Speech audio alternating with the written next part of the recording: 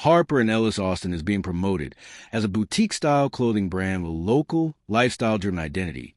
But the real question is whether it's actually a legit brand or just another questionable online store using convincing name.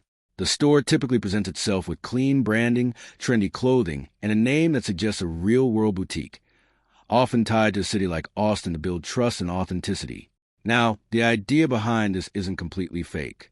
Many legitimate fashion brands use location-based names and minimalist branding to position themselves as premium or boutique labels. However, here's the key issue. Independent analysis of the website linked to this brand shows a low trust score of around 30 out of 100, with multiple risk flags, including suspicious activity signals and weak credibility indicators. There are also common red flags associated with stores like this.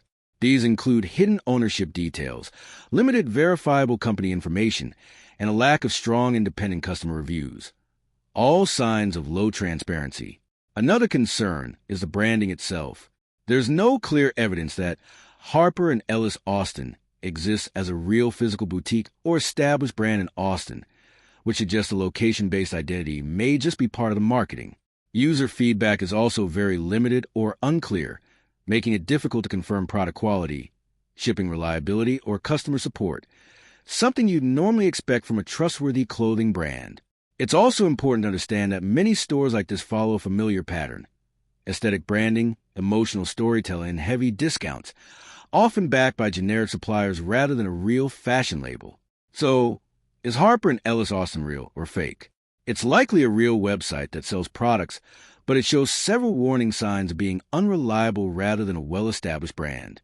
The bottom line is that Harper & Ellis Austin appears to be a high-risk online clothing store with questionable credibility and an unverified backstory. So it's best to approach with caution. Thanks for watching. Don't forget to like and subscribe for more videos.